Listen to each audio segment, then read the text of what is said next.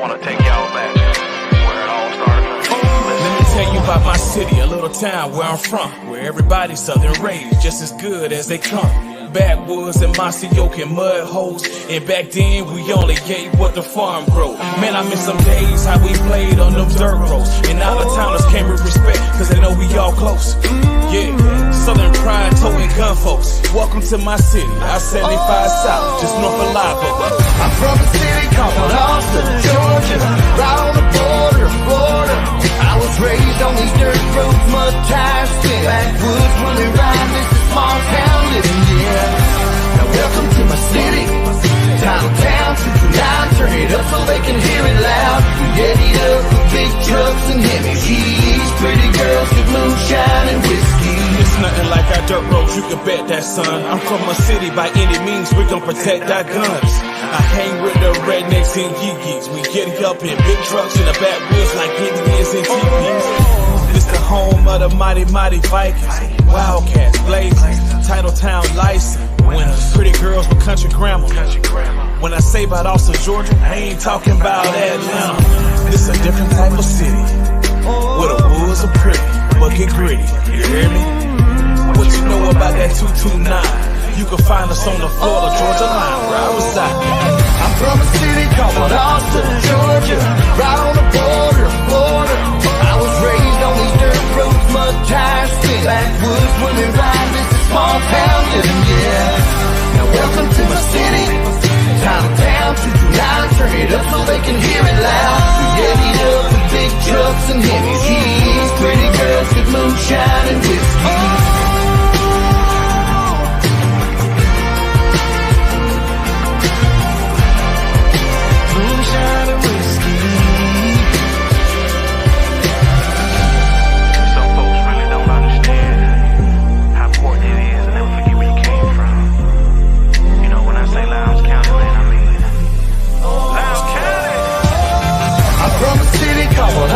Georgia, right on the border of Florida. I was raised on these dirt roads, mud tires, spin backwoods when we ride this small town living, yeah.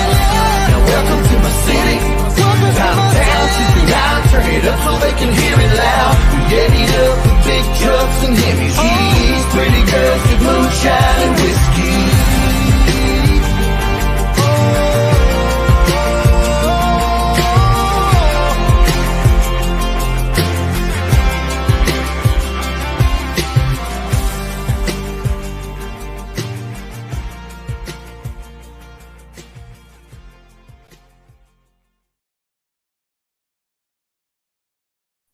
Hey, welcome to Thursday night. Welcome to the 229. Welcome to the Viking Nation Live. I am your host, Larry Godwin. Some people call me LG. As long as you just be nice. Call me whatever you want, as long as you're nice about it. That's my motto nowadays. You know, the older I get, my ways are changing a little bit. Not a little bit, but I'm a lot more patient than I used to be. Trust me, I'm a lot more patient than I used to be, even a couple of years ago.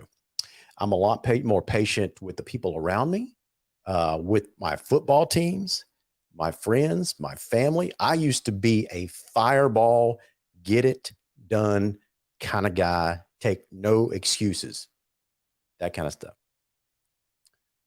But the older I get, the more I'm changing my tune. And you guys have probably seen an evolution of LG on this very program over the last several years. You know, I used to be a very hard charger.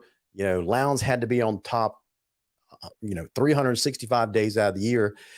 But I don't want to say that I've lowered my expectations, but I put things into better perspective, I think. I still have a very high bar of performance, expectations, that kind of stuff. But I've put things into proper perspective a lot more over the last probably year and a half to 2 years. Part of that is, some spiritual counseling with a really good friend and mentor of mine. You guys know him, friend of the show, Michael Broadwater.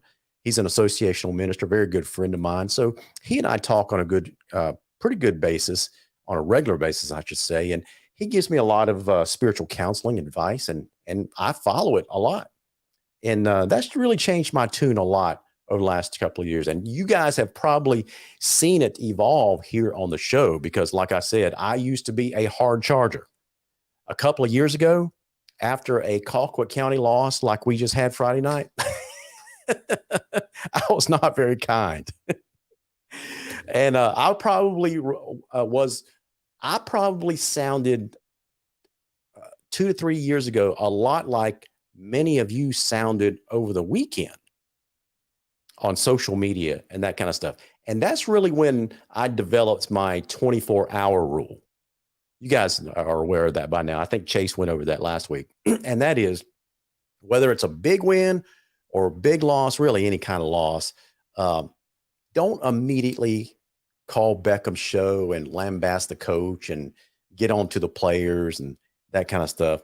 Or just don't have a knee-jerk reaction and jump on social media and blast the team, the community, the program, the administration, anyone and everyone you can think of, because you're upset. You're acting from a sense of emotion. And sometimes that's just not healthy. It's just not. So didn't mean to start off the show with on my soapbox tonight, but felt like I needed to talk about that a little bit. But that's not what we're going to talk about tonight for the next hour. This is Thursday night to me is a celebration. It's a celebration of Lowndes athletics, and specifically on this program, Lowndes football, especially during football season. So that's what we're doing.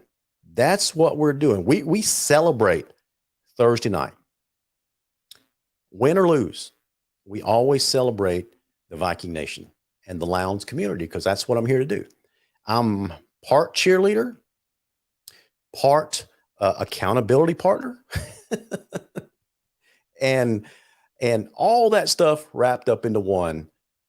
Really, the bottom line is I'm just a great big fan, just like you guys are. And it hurts my feelings to see us lay an egg like we did Friday night. That's really no other way around it. Now, I may have softened my stance and perspective a little bit, but I still will tell you the way I see things. I won't shy away from truth, sometimes harsh truth.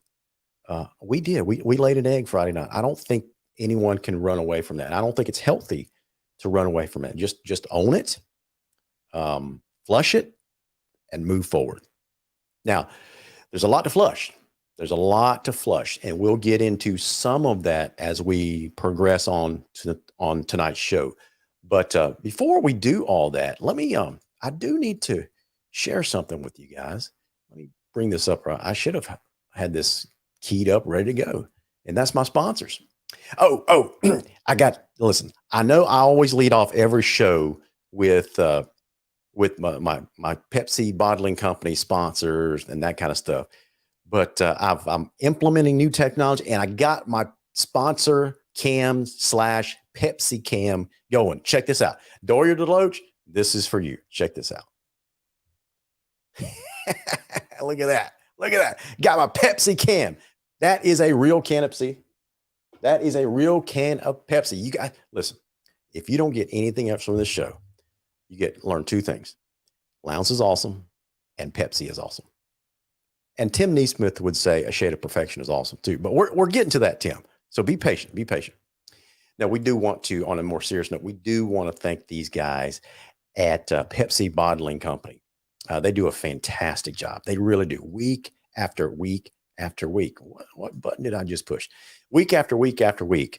They sponsor our show. They sponsor athletics in this community. And we couldn't do half of the stuff that we do without these guys.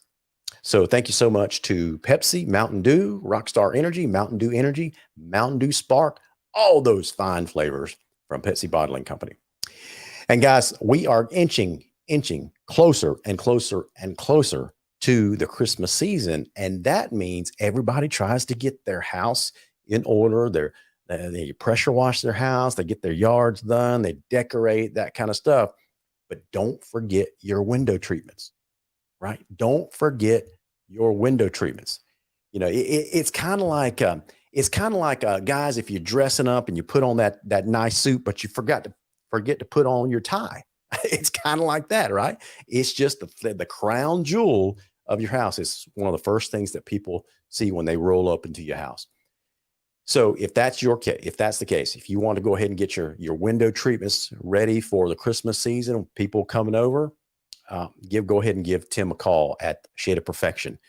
He specializes in custom shades and blinds. So that number is 229-251-3479. Thank you, Tim Neesmith. He's on the road, but he's listening in, and we appreciate your support of the show, buddy. We also want to thank these guys, the Migraine and Spine Clinic of Valdosta. These are your certified headache medicine specialists. You guys know these guys by now, Josh and Justin over at the Migraine and Spine Clinic of Valdosta. They offer a variety of migraine and back pain treatments. So thank you so much to those guys for sponsoring our show. White Oak Investment. I'm happy to report that the stock market has been up the last couple of days, that we might be in the positive this week, but you never know. It's a very turbulent times. There's, some people debate that, are we in a recession? Are we not in a recession? Whatever the case might be, right? The stock market is up and down, up and down, mostly down this year. You need a stable hand at the wheel to help you navigate these financial times. And that guy can be for you, Kyle Conger at White Oak Investment. So go ahead and jump on the White Oak Investment comment line. If you want to call, give us a shout at 229-469-1205. Just got to make sure. I just gave that number out and I don't even have the phone system turned on. Man, sometimes I don't even know how I remember to put my shoes on. But, that's if you need iPhones, like the iPhone 14 is out, if you need Androids, accessories, small business accounts, my buddy Matthew Godwin can give you a ring. Not give you a ring, but can give you some help and assistance. I'm messing up all my words today because I'm still so discombobulated from that loss over in Moultrie. Because, I'll be honest with you, I don't like going over there to that stadium. It's a very hostile environment. The fan experience on the visitor side is not all that great, right? I'll be honest with you. And so I just don't like going over there. And it's even worse when we go over there and lose as badly as we did. But sometimes that happens. So regardless, I want to thank Matthew Godwin at Verizon Wireless on Perimeter Road. If you need any of these things, give Matthew a call. We want to thank Steve Nichols, Freedom with Steve Nichols. I listen to him every Monday through Friday, 6 to 9 a.m. You can too. If you want to start your day off with, instead of breaking open, does anyone have a newspaper anymore? Instead of breaking open that iPhone or your iPad or your computer, your TV, you're getting ready, go ahead and turn Steve's show on, Freedom with Steve Nichols, Monday through Friday, 6 to 9 a.m. And finally, we want to thank our folks at Commercial Banking Company, Matt Malone and the guys there at Commercial Banking Company. They are your hometown banker. You walk through the doors, they know you by name. That's how seriously they take your relationship. So if you need but if you need a hometown bank, give Commercial Banking Company a call. Let's just briefly talk about that game over in Moultrie last week. It was a debacle. It was an egg that we laid. It was just a really, really bad loss. I don't know why we lose so badly when we go over there. Guys, I'm just going to give you the honest truth. First and foremost, I'm a fan just like you are. I'm not going to thrash anyone tonight. I'm not going to point the finger at the coaches or the players. I'm just going to tell you how I feel as a fan. It's going to be toned down compared to some of the things that some of you guys put on social media over the weekend. Some of it was pretty bad. I got to admit, some of it was pretty bad. But the truth is the truth. We did lay an egg. It was a debacle. I hope we learn from it. I hope we flush that game, get it out of our system, move forward, because we got a big game this Friday night. And we'll get into how big that game is Friday night. I appreciate a lot of you checking in. I should say I appreciate all of you checking in. I'm just stumbling all over my word because I'm so distracted. I can't tell you what I'm distracted about, but I am distracted tonight. And, just got a lot going on. A lot of people call me, not just to complain about this game, but they call me for prayer requests and that kind of stuff. And so some things that I've been asked to pray for, some of that stuff just gets on your heart and kind of burdens you a little bit, and you start praying for people because you start to realize how much people need each other, right? And so, as a matter of fact, I'll be actually be guest teaching. I'll be guest teaching a life group / Sunday school class at Northside Baptist Church this coming Sunday, and that's the topic. Maybe that's what's on my mind a lot, and that's why I'm so distracted, because I realize going through this lesson that, guys, we need each other, whether it's a football community, the Lowndes community, your church community, your small group. I don't know if you're a religious person or not, but we were not created to be alone or isolated. And so if we carry that through our football and Lowndes community, the same principle holds true. So we got to get past this habit of thrashing our team and our program when something doesn't go right, whether it's a big loss or a bad season, a mediocre season, we don't win a state championship. You know what I'm talking about. Every time something happens in our community, our football program, a lot of people just jump on social media and start thrashing people. We just got to stop doing that. Voice your opinion. I'm all for it. I'm never going to censor you guys, whether it's on the Viking Nation, on this show. You want to call me up, you want to tell me exactly what's on your mind. That's fine. I'm never, ever going to censor you. Believe me, there's a lot of people in this community that want me to, and I'm never going to do it.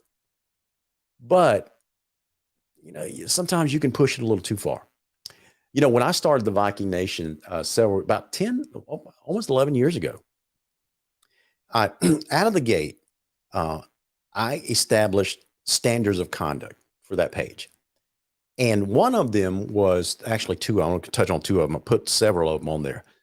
But if you need to go back and revisit that, go on the Facebook page of the Viking Nation and revisit the standards of conduct, the community guidelines, if you will.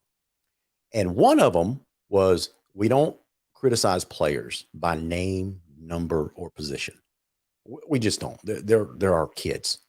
They're our nephews, our brothers, sisters, our friends, our neighbors, people that we go to church with.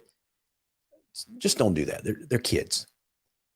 Now, I do have a different standard for coaches, whether it's a head coach, assistant coach, that kind of stuff.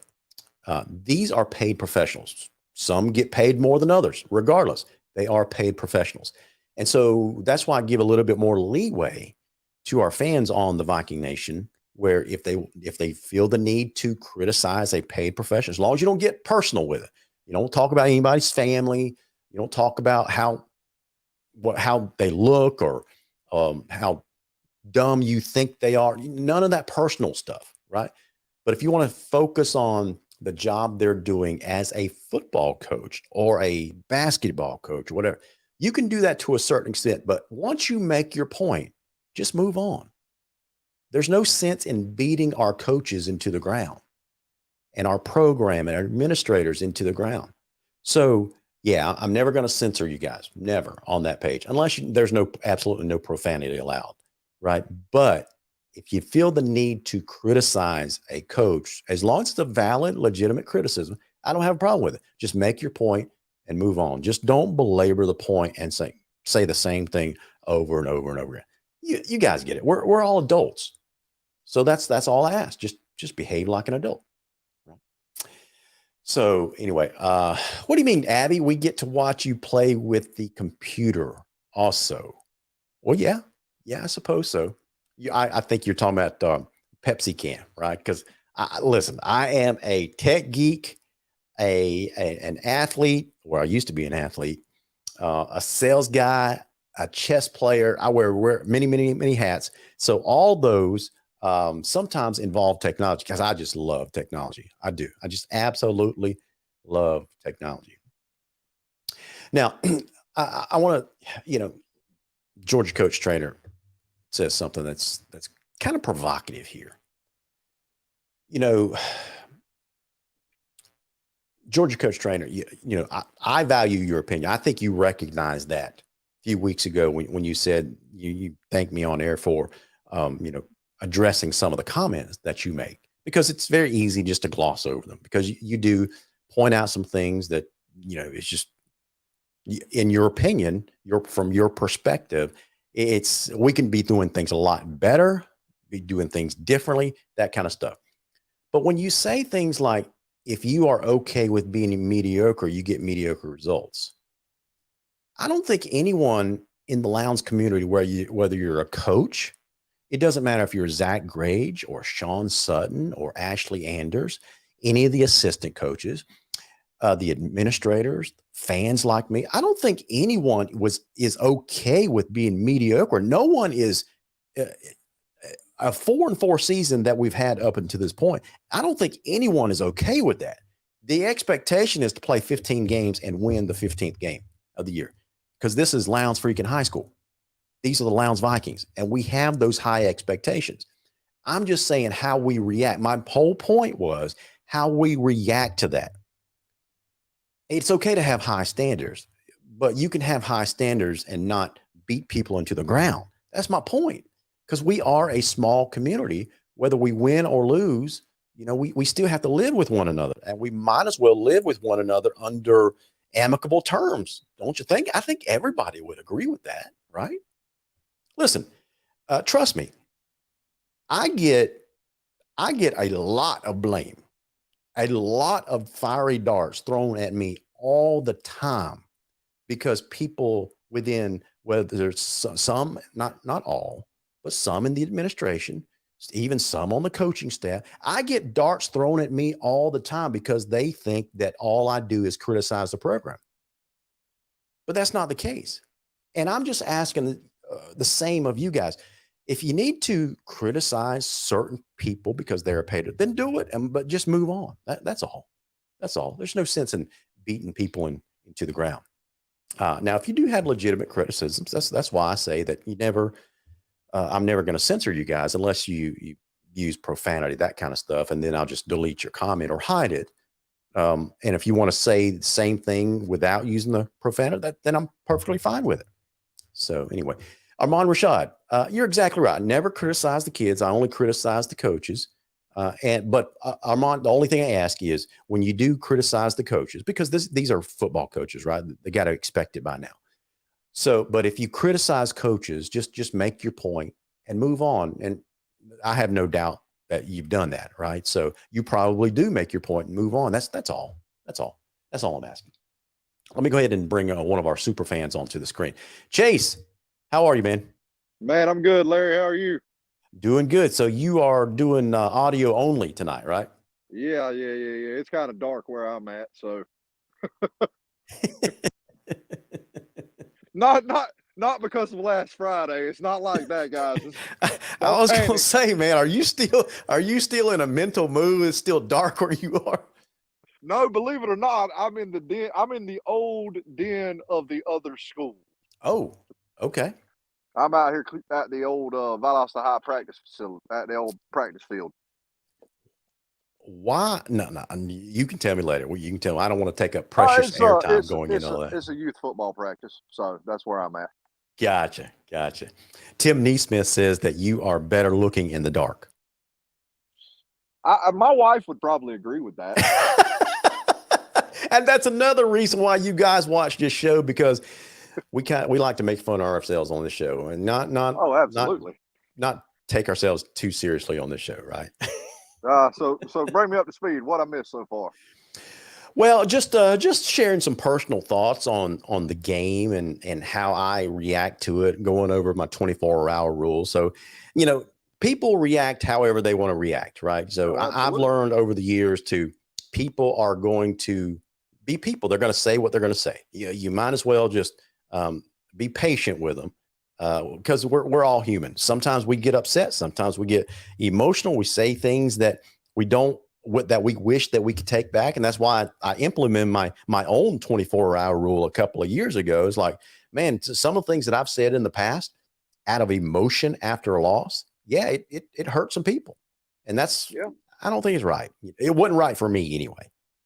And it's not. And Larry, you've dealt with me enough to realize that my knee-jerk reactions are extremely brutal.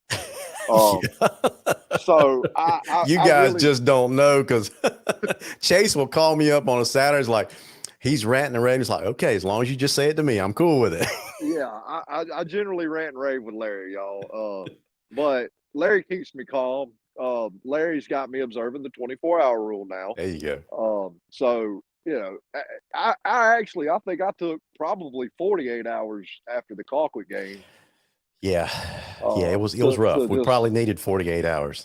yeah, that one was a little rough. That one was a little hard to stomach, and I know the Viking faithful were there, and the Viking faithful did travel well. Yeah. I will say They that for our did. family. We had a really good crowd. Hey, even the concrete crazies turned out in attendance. That's So exactly right. That's exactly right. big props to those guys. Big thanks to that student section that showed up. You know, those guys are amazing. They're great. They're loyal, and they're vital to those kids. You know, Right. it's just, um, you know, I feel bad for our boys after Friday night, because they did fight hard and they fought till the end. Yeah, Um, they did. There was no problem with effort. Now, some of our fans disagree with me when I say wasn't a problem with effort. But listen, none of those kids wanted to lose, right? They all gave it their all, no doubt at all. But Chase, something just isn't quite clicking this year. I don't want to. I think I'm past blaming it on youth now, because no, because we're in the at this ninth point game of it's the season. yeah, at this point, your younger, inexperienced players have some experience. Yeah, You know, I I I think it's a cohesion problem.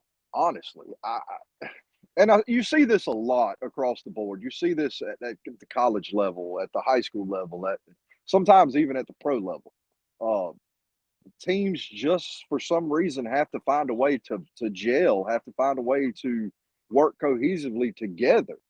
Um, but at the same time, you know, you also, even your younger guys have to step up and make some plays. sure. They have to say, hey, look, you know, they have to communicate with each other. Communication is key on the football field. I tell that to my Right. guys that I coach all the time. You know, y'all got to talk to each other. So I pray Yeah. for this group religiously almost every day, because I know it's got to be hard losing two region games. Yeah. It's an unknown place for Lowndes for quite a few years. Right. So I could tell you it weighs heavily on those players. It does, man. It does. Chase, I was asked just today, a couple of people today in a couple of kind of lengthy conversations, and the gist of their question basically was, what is wrong? And my honest answer was, I don't know. This has been a mystery team. It's been so hard over the last 15 years, 20 years. This is probably the toughest team to figure out, whether or not it's inconsistency. Is it youth? Is it players just not gelling? Are they in the right position? Is it the coaching staff? Were the coaches just hired late and coupled with youth and all these things? So this has been the hardest team to figure out. Mostly, I think it's the inconsistency that has been hurting this team the most. Yeah, well, yeah, a lot of inconsistencies that I see is, how do I say this tactfully? It's almost development. Yeah. The development we normally see from this group, from Lowndes football, is as the season progresses, they get better and better and better, and you can see the progress. But right now, it seems like it's the same thing week in and week out. Now, I'm not blaming anybody. I am not pointing fingers at anybody, because it's a team. It's not an individual. It's not. That staff is as much a part of that team as those players are. Correct. So it's all of them. For the casual, no, I shouldn't say casual fan, because we have some really, really knowledgeable, good fans. Some of our fans are very, very quick. I can see it in the White Oak Investment comment line. Some of our fans are very, very quick to say it's a coaching problem. I'm not prepared to go there yet. I'm Because not either. I'm still giving our coaching staff the benefit of the doubt because they did start the season late April, early May, right? They did. But They I'm not did. going to give them a pass either because this is like I said earlier in the show. This is Lowndes freaking High School. We do have high expectations, so Yes, we we do do. expect to win regardless. I mean, some seasons aren't as good as other seasons. We've seen that in the past, but I Yes. can't remember the last time we were on the verge of having a losing season. I think I had this conversation with somebody the other day, an actual Viking historical fan. Yeah. And I believe, if I remember right, he told me it was 2016 2016. when we did not make the playoffs. Well, that could have been 2016. I'm talking about when's the last time we didn't have a winning season.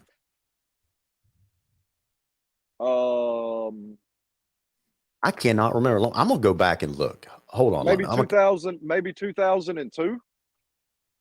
It was the first year of Randy McPherson. 2002. No, Randy McPherson's first year, he was 8-3. Okay. Well, I mean, I so was shooting for the moon there. So here it is right here.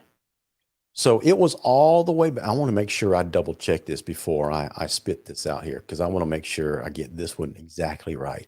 So they were 8-2, 6-4 there, 7-4. Yeah, here it is. 1994.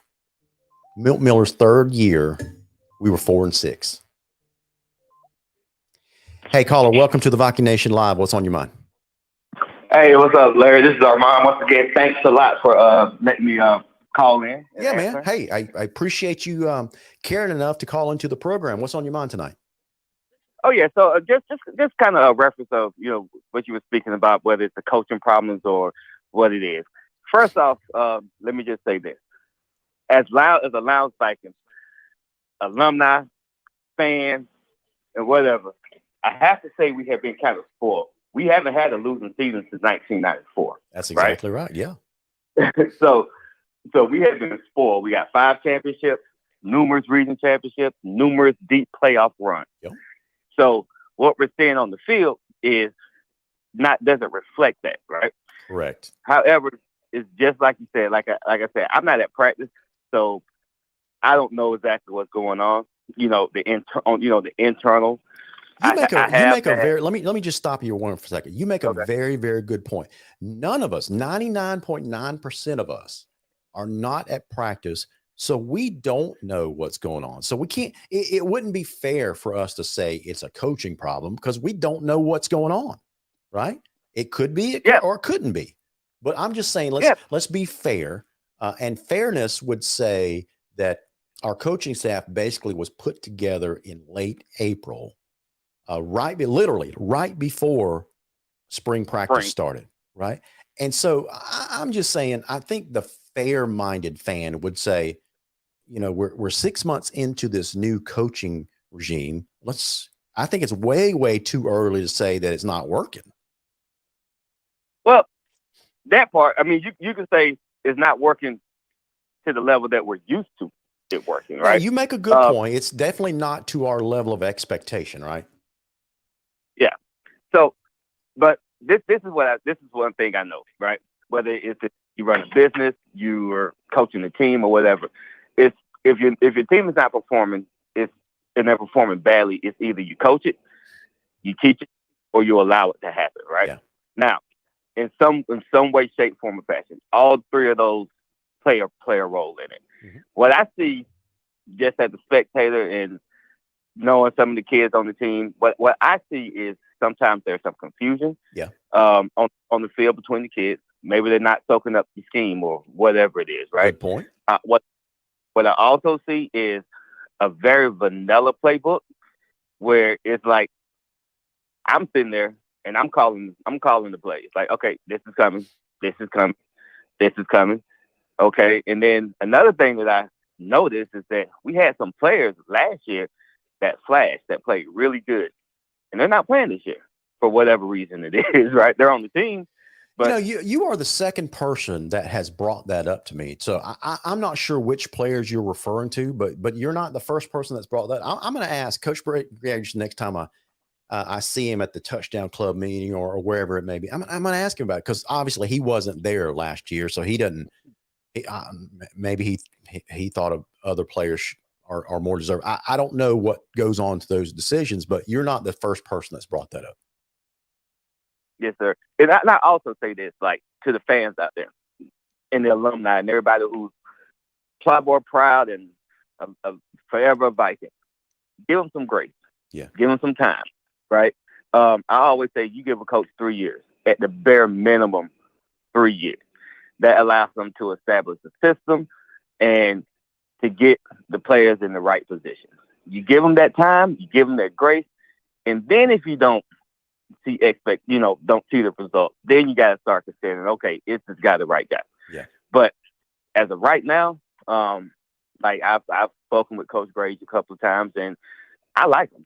I think he's a good guy. I think he's does everything he can for the kids, and he's different from the past coaches that we've had, a little bit younger, but he's a good guy.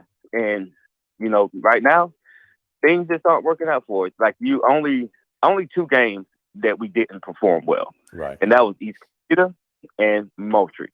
Those are the only 2 games that we didn't perform well. But also, you could say, okay, well, yeah, we had our shots. We couldn't take advantage of it, but give credit to Valdosta, right?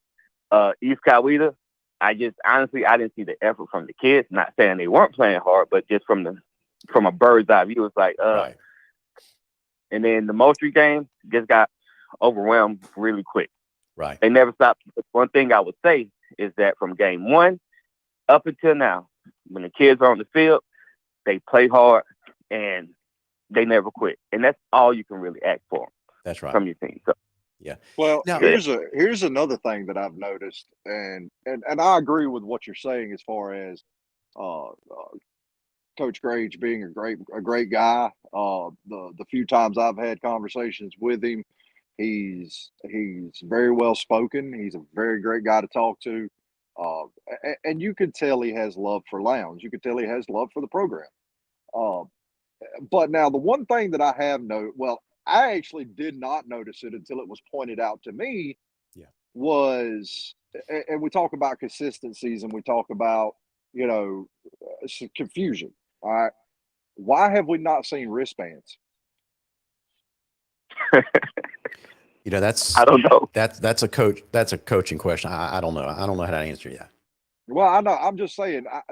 In the past, I've noticed that the implementation of the wristbands at Lowndes really was helpful with newer coaches that come in, like DeBose. When he came in, he had all the players had wristbands on their arms so that they could understand and move faster. I don't know whether that would help or not. Yeah, well, listen, I've never been a coach at that level, nowhere near that level. Neither have I. So, that is probably a coaching style type of question because, so I've seen some coaches go to wristbands and some don't. Apparently Gregg and Sutton are not wristband kind of guys. DuBose was. Rennie McPherson, sometimes he was and sometimes he wasn't. Yeah. So yeah, I think that's just more of a coaching style type of deal. Oh, absolutely. Absolutely. But, I mean, I see the inconsistencies, and and like he said, we got to give this team some grace because they aren't performing at the level that we think they should. But at the same time, that we're giving them grace, we also don't necessarily need to lower our expectations of Lowndes High football. Absolutely. Let me while I got you both on the phone, Armand, got one final question for you. Yes, sir. I don't know if you watched last week's show when Chase and I were doing this. One of the things that I talked about last week, that going into that Colquitt game, I was concerned about 3 areas.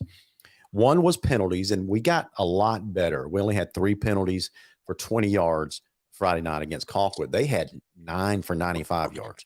So we cleaned that up a lot. But the other 2 areas, our passing game still struggled mightily like it has all year long.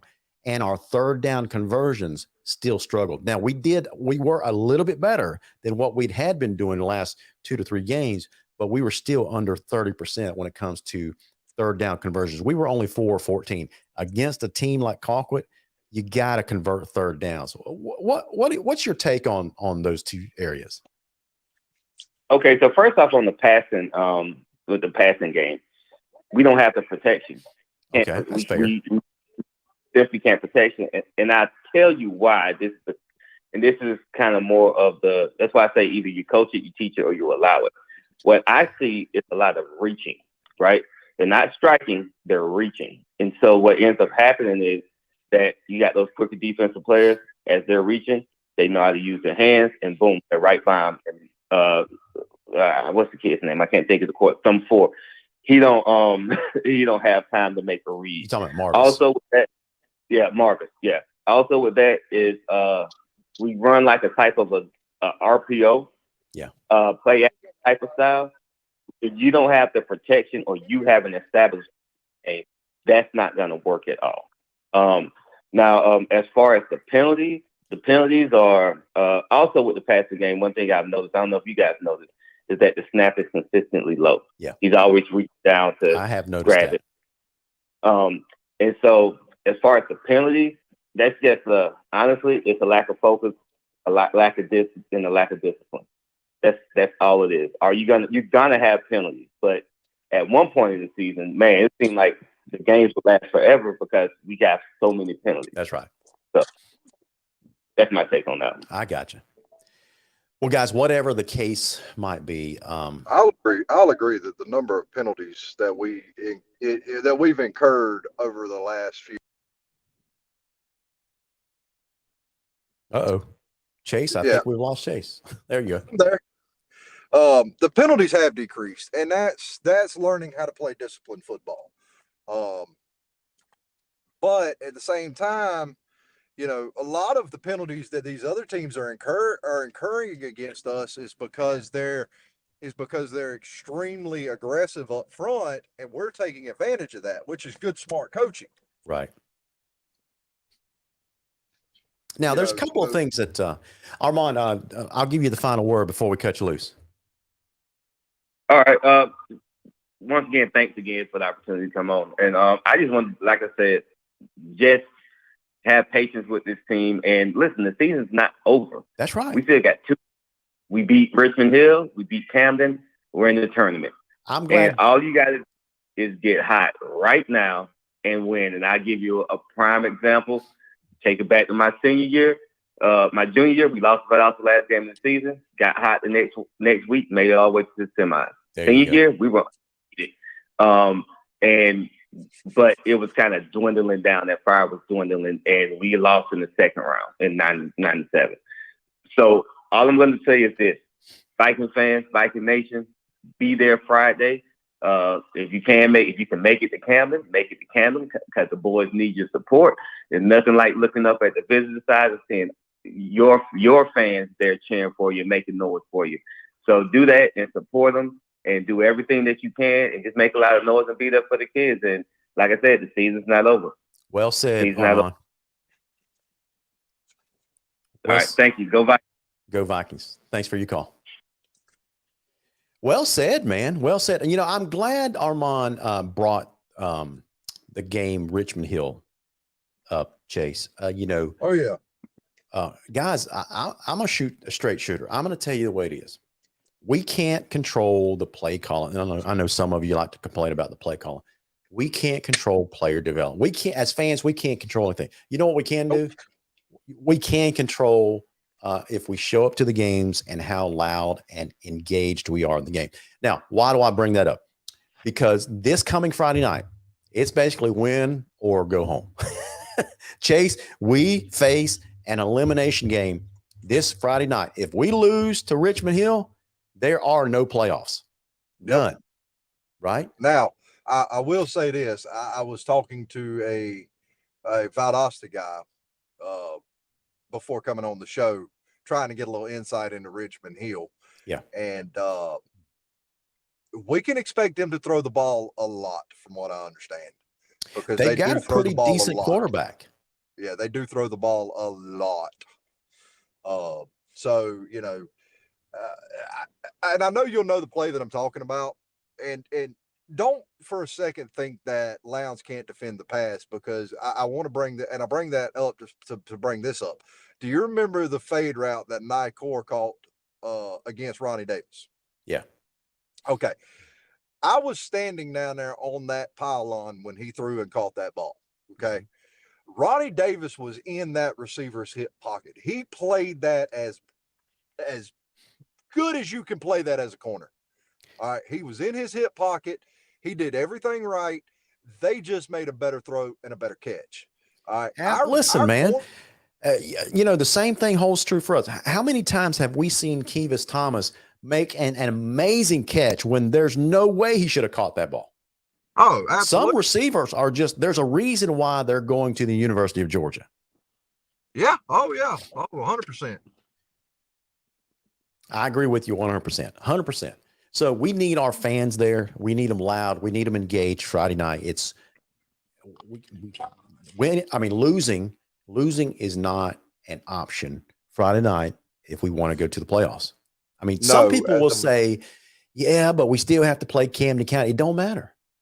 Guys, that is a tiebreaker game. If we lose to Richmond Hill and we still beat Camden County, we're still 1 and 4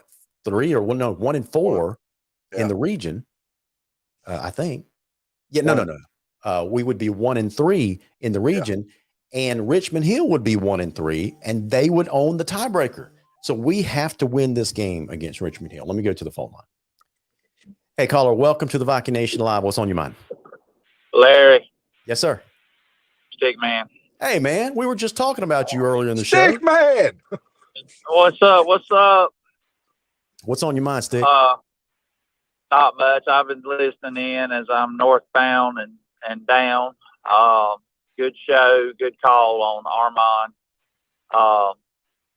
But, you just brought up a valid point with, I was just going to say, Richmond Hill moved to 7A this year. Is that correct?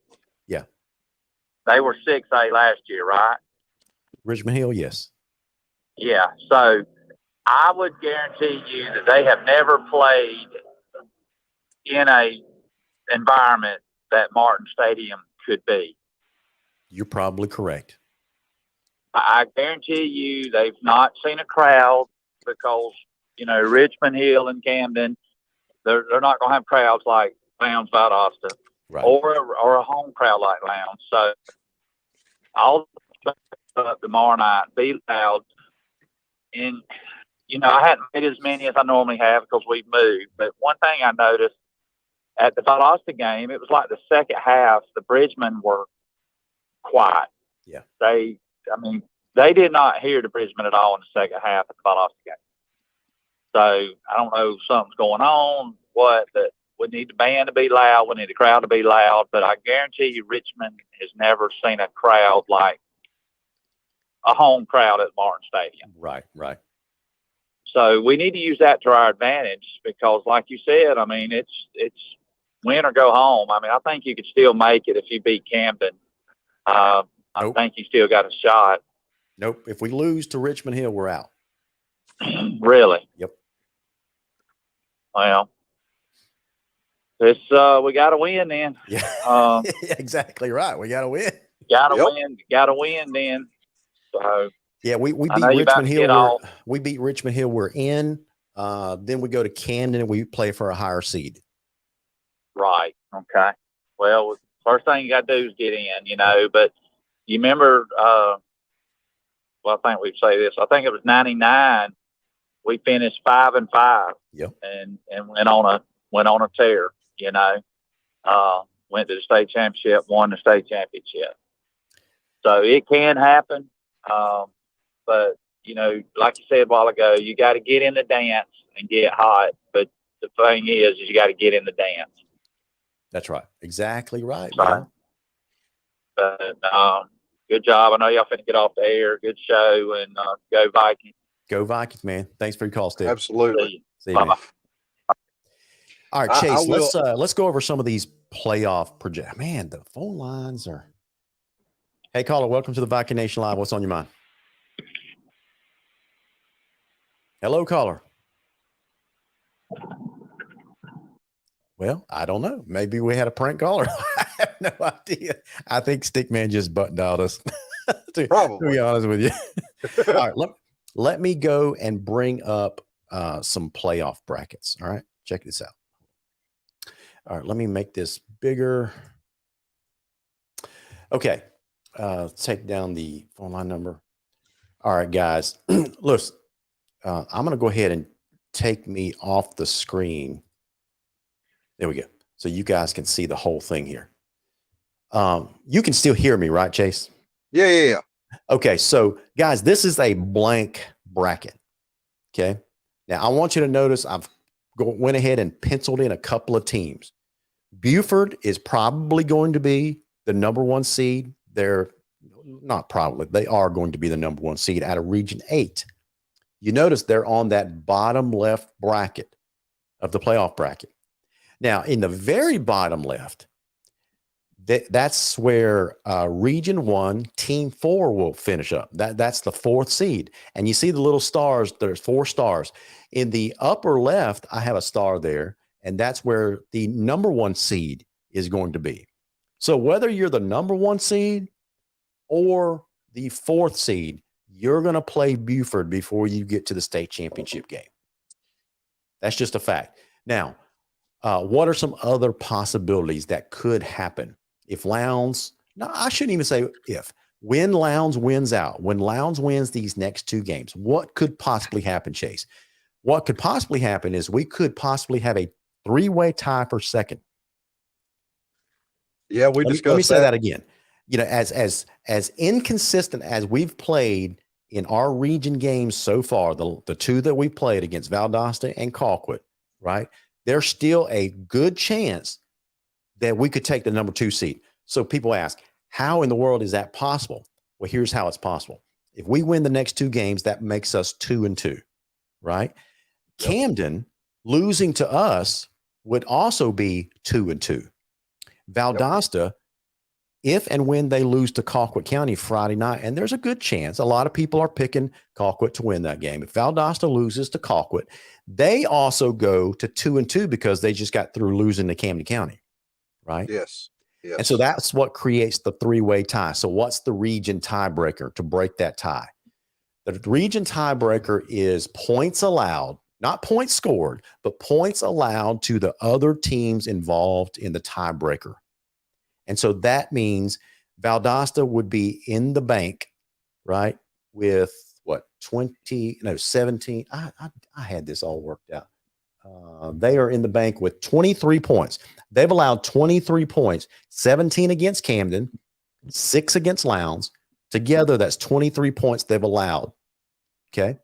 Now, if Lowndes could win these final 2 games and beat Camden and allow no more than 9 points, we would be the second seed in Region 1 7A.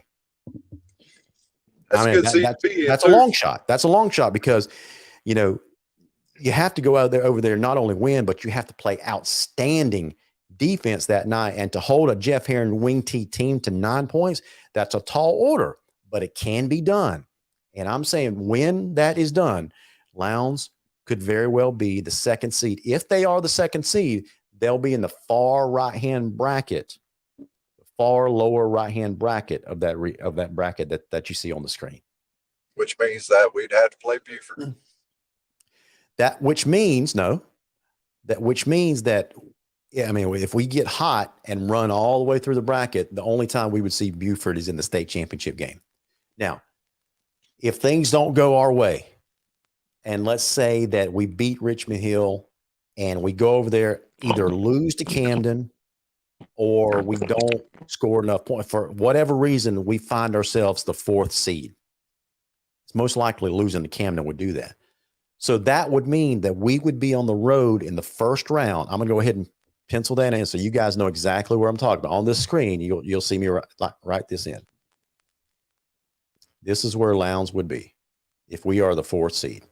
Okay, right there.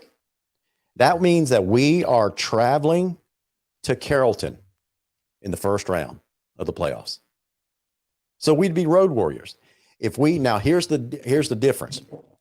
If we go over there and get in this 3-way tie and not allow more than 9 points and take the number 2 seed, we would find ourselves here hosting a home playoff game. That is the difference, and that's why we need this team to get on a roll. Because Carrollton is really, really good this year, and we don't play very well on the road, as you guys know by now, right? So, anyway, what are your thoughts, Chase? I think if Lowndes can squeak out a number 2 seed, that would be great for the program. But, you know, like the commenter just pointed out, Colquitt used to run through the playoffs from a number 3 seed. Correct. They did. They would get hot at just the right time, and it could happen. It's happened to us before, right? Yes, very much so. Now, I wanted to ask you all again. We got just a few minutes left in the show tonight. 1, show up like you've never showed up on this coming Friday night against Richmond Hill. We need the Viking Nation out in force. Concrete Crazies, if you're watching tonight, and I know you are, make sure you tell all your student fans. We got 3,000 students minus 550 to 600. If you take away 600 kids from football and band, you got 2,400 kids in that school. We need 2,400 kids to show up to be a Concrete Crazy Friday night. Concrete Crazies, we rely on you to lead the cheering section of this stadium. And so I know you guys are going to, pull us through on that, right? So section A and B, you guys are the heart of the stadium. Everybody sees you. Everybody knows you. They hear you. We need you up on your feet, loud and engaged to help us intimidate these Richmond Hill Wildcats. That's just the way it is. That's the way it is. The casual fans, we need you there Friday night. The band parents that are used to leaving at halftime, don't leave at halftime this week. Please don't leave at halftime this week. Stay for the game. These kids need you. It's going to be a closer game than you think it's going to be, and it's going to be into the third quarter before one of these teams starts to pull away. Now, I hope that Lowndes jumps all over them, but we haven't had a tendency to get out to quick starts this year. I'm just relying on the experience that I've seen this year.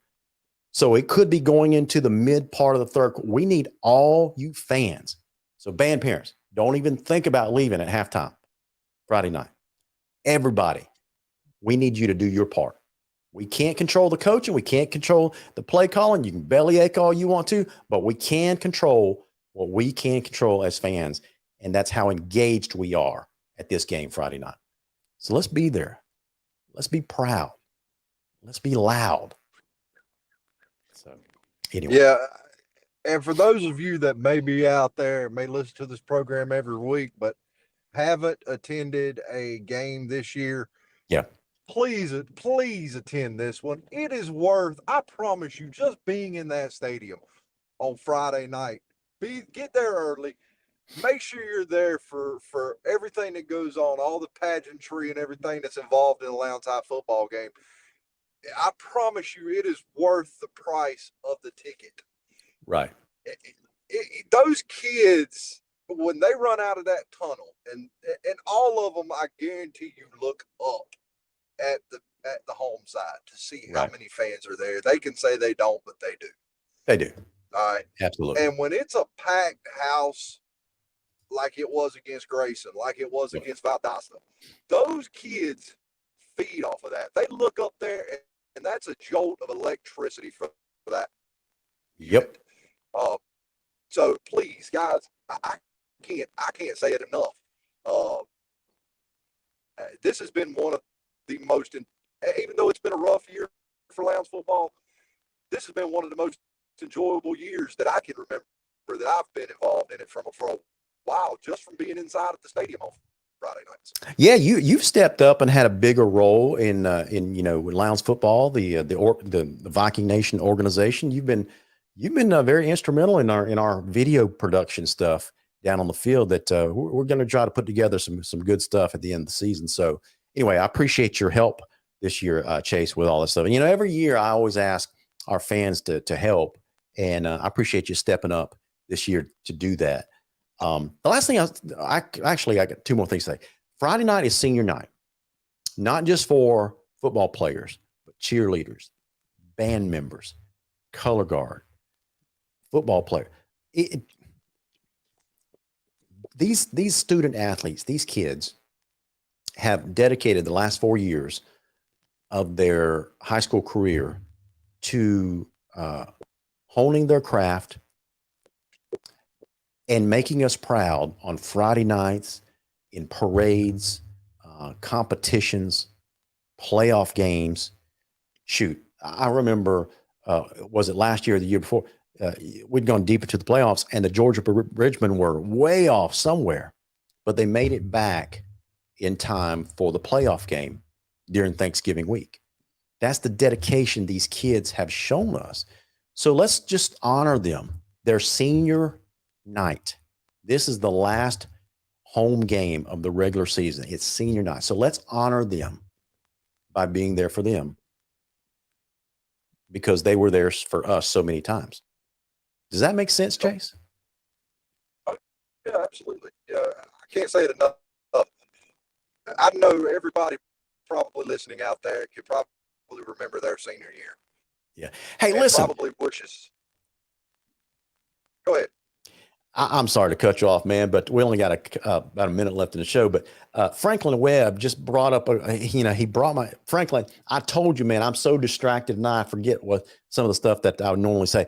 But he brings up, he says, don't forget about Section N on the visitor side. Those are our peeps too, Chase. We got Viking faithful there every Friday night in Section N on the visitor side because they love Lowndes football so much. There wasn't enough room for season tickets for those guys on the home side. So they wanted to be there so bad. They bought season tickets to be on the Section N.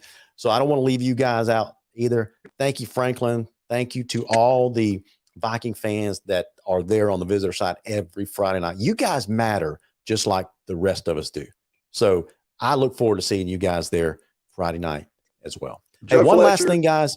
One last thing is, former Lowndes wrestling great Dom DiTomaso will be hosting not a Viking, but a SGA Devil Dog wrestling camp on, I think it's November 25th. I posted that information on the Viking Nation today.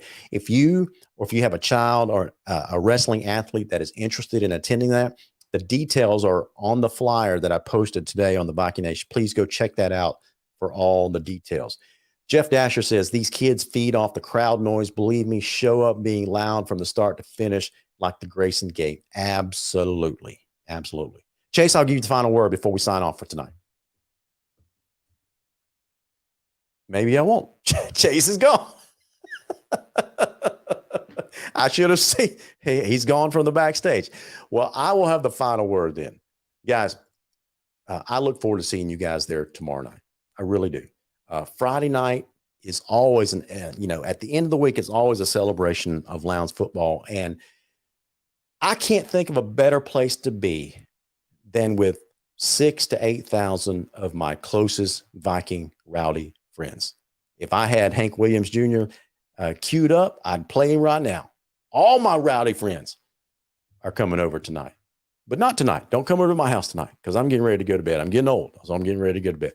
But I will see you guys tomorrow night at our favorite place, Joe Wilson Field at Martin Stadium, also known as the Concrete Palace.